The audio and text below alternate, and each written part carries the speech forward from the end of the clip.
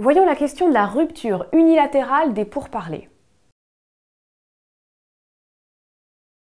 Ce qu'on appelle les pourparlers, ce sont les négociations. Vous n'êtes pas encore au stade de l'offre, vous êtes en discussion.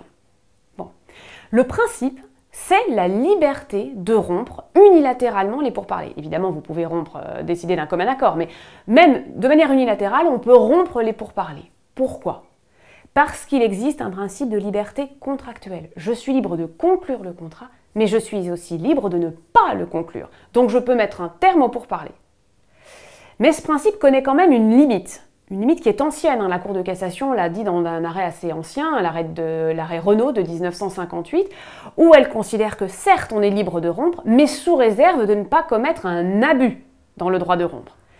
Alors attention, ça n'est pas la simple rupture qui est fautive, c'est la manière de rompre. On va regarder si la rupture est brutale, si les négociations ont été très longues, si les motivations des parties, si vous avez prolongé des négociations tout en sachant que vous ne conclurez pas. Donc ces éléments-là peuvent faire basculer vers une rupture fautive, vers une rupture abusive. Le fondement, ce sera alors la responsabilité délictuelle. On ne vous forcera pas évidemment à conclure le contrat. Vous engagerez votre responsabilité délictuelle forcément puisqu'on n'est pas encore au stade où vous avez conclu un contrat. Quels sont alors les préjudices réparés ?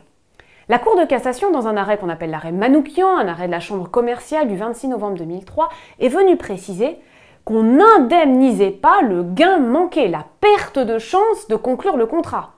Pourquoi ? Parce qu'il n'y a pas de lien causal avec la faute. Ce n'est pas ma faute qui m'a fait perdre une chance de gagner, je ne sais pas, le million que j'aurais gagné si j'avais conclu le contrat.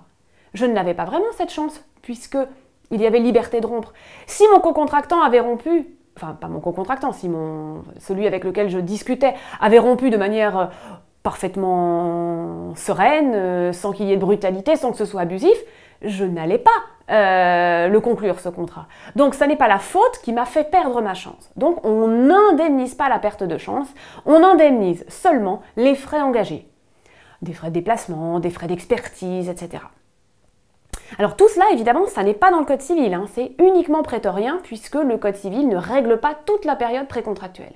En revanche, l'ordonnance, elle, vient consacrer ce principe. L'article 1111 du Code civil, en tout cas de l'ordonnance, prévoit la liberté de rompre, rappelle la liberté de rompre, rappelle quand même qu'il y aura responsabilité en cas de conduite ou de rupture fautive des pourparlers, cette responsabilité étant de nature délictuelle, et rappelle aussi qu'il n'y aura pas de réparation de la perte des bénéfices attendus par le contrat.